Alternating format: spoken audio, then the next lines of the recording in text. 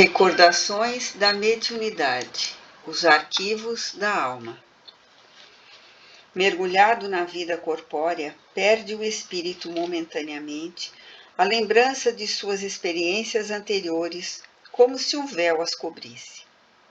Todavia, conserva algumas vezes vaga consciência dessas vidas, que, mesmo em certas circunstâncias, lhe podem ser reveladas. Esta revelação, porém, só os espíritos superiores espontaneamente lhe a fazem, com um fim útil, nunca para satisfazer a vã curiosidade. Allan Kardec, O Livro dos Espíritos, questão 399. E não é somente após a morte que o espírito recobra a lembrança do passado. Pode dizer-se que jamais a perde, pois que, como a experiência o demonstra, mesmo encarnado, adormecido o corpo, ocasião em que goza de certa liberdade, o espírito tem consciência de seus atos anteriores, sabe por que sofre e que sofre com justiça. Allan Kardec, O Evangelho segundo o Espiritismo, capítulo 5, item 11. O estudo do perispírito, sua organização, suas propriedades, sua utilidade e necessidade na organização humana, suas possibilidades verdadeiramente fabulosas, encantadoras, constituem, por certo, uma das maiores atrações da doutrina dos espíritos.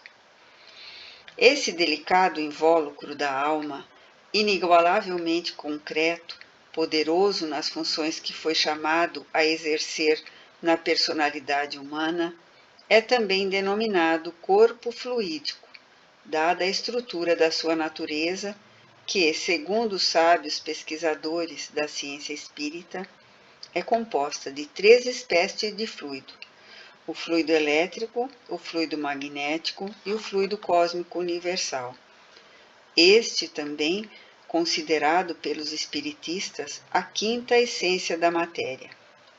Esse corpo fluídico da alma, pois que jamais a abandona, que, qual ela própria é imortal, mas não imutável, pois evolui, partindo dos graus primitivos até galgar os pináculos da superioridade, seguindo o mesmo trajeto glorioso daquela essência divina, ou seja, a alma. Esse admirável corpo intermediário, que tanto participa do fluido imponderável como da matéria sublimada, a 5ª essência, o perispírito, chamado também mediador plástico, é também o transmissor das vontades da alma, ou ser inteligente, a ação da matéria humanizada ou corpo físico humano. É a sede das sensações que agitam nossas sensibilidades, sensações que tanto mais amplas serão quanto mais ele próprio progrida. Esse corpo celeste, como o definiu o grande Paulo de Tarso, corpo astral, no enunciado dos orientalistas, tão indispensável à alma para os fins da reencarnação, de onde lhe advém a confirmação do progresso. O perispírito forma esteio que mantém e conserva a própria estrutura do corpo carnal, conservando a personalidade detida na carne, pensamento, vontade, memória, fisionomia, etc. Enquanto as células humanas sofrem as variadas renovações periódicas, além de outras singulares propriedades, possui também uma das mais importantes que a mentalidade humana poderia conceber, consoante o provaram numerosas experiências científicas. Ele arquiva os seus refolhos, como que superpostos em camadas vibratórias, todos os acontecimentos, todos os fatos, atos, sensações e até os pensamentos que tenhamos produzido através das nossas imensas etapas evolutivas. Referindo-se a esse magnífico envoltório intermediário, explicam os grandes mestres da doutrina espírita. Como o carvalho que guarda em si os sinais de seus desenvolvimentos anuais, escreve Leon Denis no capítulo 23 de Depois da Morte. Assim também o perispírito conserva, sob suas aparências presentes, os vestígios das vidas anteriores, dos estados humanos e espirituais sucessivamente percorridos. Esses vestígios repousam em nós muitas vezes esquecidos, porém, desde que a alma os evoca, desperta a sua recordação. Eles reaparecem, como outras tantas testemunhas, balizando o caminho penosamente percorrido. E no capítulo 8 de O Problema do Ser, do Destino e da Dor. No sono, no sonambulismo, no êxtase, desde que a alma se abre uma saída através do invólucro de matéria que a oprime e agrilhoa, restabelece-se imediatamente a corrente vibratória e o foco torna a adquirir toda a sua atividade. O espírito encontra-se novamente nos seus estados anteriores de poder e liberdade. Tudo que nele dormia desperta. As suas numerosas vidas reconstituem-se, não só com os tesouros do seu pensamento, com as reminiscências e aquisições, mas também com todas as sensações, alegrias e dores registradas no seu organismo fluídico.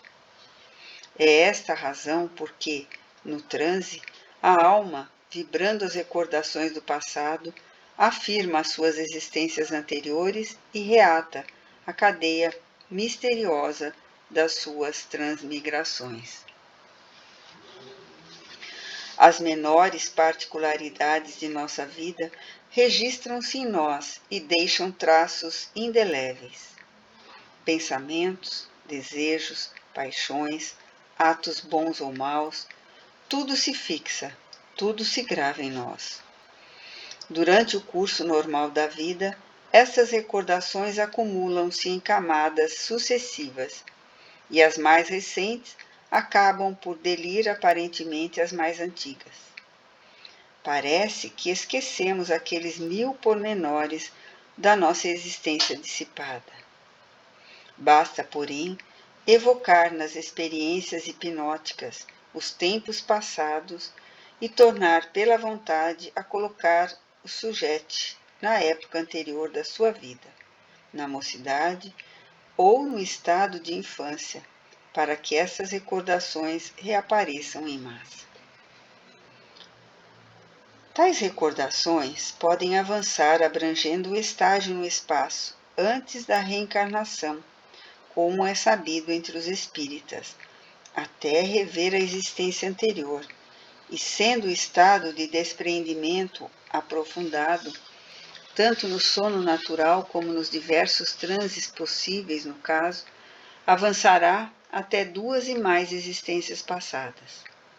É o próprio Leon Denis que cita na mesma obra acima lembrada esta belíssima experiência, também citada por Gabriel Delany no seu livro A Reencarnação, colhida de uma informação que lhe prestaram outros ilustres investigadores dos segredos contidos nos refolhos espirituais da personalidade humana.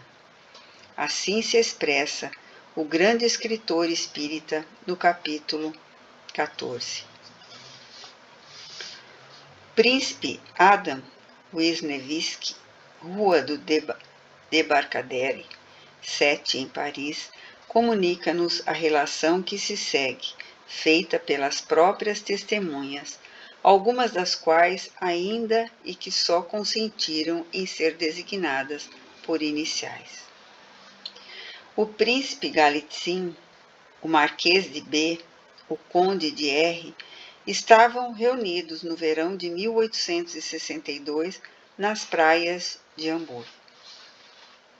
Uma noite, depois de terem jantado muito tarde, passeavam no parque do cassino e ali avistaram uma pobre deitada num banco. Depois de se chegarem a ela e a interrogarem, convidaram-na a vir cear no hotel. O príncipe Galitzin, que era magnetizador, depois que ela ceou, o que fez com grande apetite, teve a ideia de magnetizá-la. Conseguiu-o à custa de grande número de passes. Qual não foi a admiração das pessoas presentes quando, profundamente adormecida, aquela que em vigília exprimia-se num arrevezado dialeto alemão, pôs-se a falar muito corretamente em francês, contando que reencarnara na pobreza por castigo, em consequência de haver cometido um crime na sua vida precedente, no século XIII. Habitava então um castelo na Bretanha, à beira-mar. Por causa de um amante, quis livrar-se do marido e despenhou-o no mar, do alto de um rochedo. Indicou o local do crime com grande exatidão. Graças às suas indicações, o príncipe Galitzin e o marquês de B puderam mais tarde dirigir-se à Bretanha, às costas do norte, separadamente e entregar-se a 2 inquéritos, cujos resultados foram idênticos. Havendo interrogado grande número de pessoas, não puderam, a princípio, colher informação alguma. Afinal, encontraram uns camponeses, já velhos, que se lembravam de ter ouvido os pais contarem a história de uma jovem e bela castelã que assassinara o marido, mandando atirá-lo ao mar. Tudo que a pobre de Hamburgo havia dito, no estado de sonambulismo, foi reconhecido exato. O príncipe Galitzin, regressando da França e passando por Hamburgo, interrogou o comissário de polícia a respeito dessa mulher. Este funcionário declarou-lhe que ela era inteiramente falha de instrução, falava um dialeto vulgar alemão e vivia apenas de mesquinhos recursos como mulher de soldados. Por sua vez, Gabriel Delany, o erudito escritor e cientista espírita, não é menos pródigo em seus importantes livros quanto ao assunto, e se deixamos de descrever alguns exemplos por ele apresentado, será para não alongar demasiadamente a presente exposição, ao passo que a revista Reformador, órgão da Federação Espírita Brasileira, além de outros conceituados órgãos da imprensa espírita, constantemente relata notícias autênticas de pessoas que recordam, têm certeza de que viveram e como viveram em etapas reencarnatórias passadas. Apenas nos permitimos ainda transcrever aqui um elucidativo trecho de Gabriel Delany, constante no capítulo 7 da sua obra A Reencarnação, as experiências de renovações da memória. É lógico, pois, prosseguir a regressão da memória até além dos limites da vida atual de um paciente por meio da ação magnética. Assim fizeram os espiritistas e os sábios de que falei neste capítulo. Sem dúvida, os resultados não são sempre satisfatórios, de vez que nem todos os pacientes se acham aptos a fazer renascer o passado.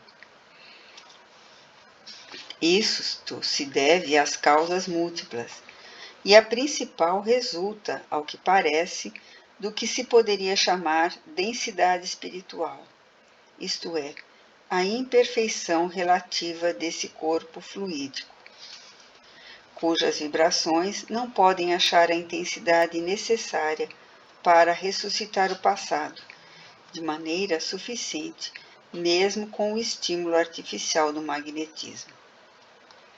Acontece por vezes, entretanto, que durante o estado de sono ordinário, a alma exterioriza temporariamente do corpo, encontra momentaneamente condições favoráveis para o renascimento do passado possa produzir-se. Pode suceder que essa renovação seja acidental, como em relâmpagos no estado normal. Assiste-se, então, a uma revivência de imagens antigas que dão àquele que as experimenta a impressão de que já viu cidades ou paisagens, ainda que nunca lá fosse. Entretanto, a prática do espiritismo e o ensino dos espíritos na atualidade também parecem demonstrar que outras circunstâncias podem cooperar para as recordações aflorarem do passado, e que não apenas os espíritos superiores, encarnados ou não, se acham na situação de lembrarem algo das próprias existências percorridas, conquanto o fato se declare chocante, mesmo circulado de anormalidades e a revelia da própria vontade do paciente. Também poderemos apresentar o nosso testemunho a respeito da regressão da memória no estado de transe, como apresentamos as lembranças, embora restritas, da passada migração terrena, visto que será dever registrarmos os fenômenos autênticos do nosso conhecimento, a fim de também contribuirmos para a solidificação das teses espíritas. Passaremos, pois, a narrativa de acontecimento que nos dizem respeito, encaixados na tese em apreço.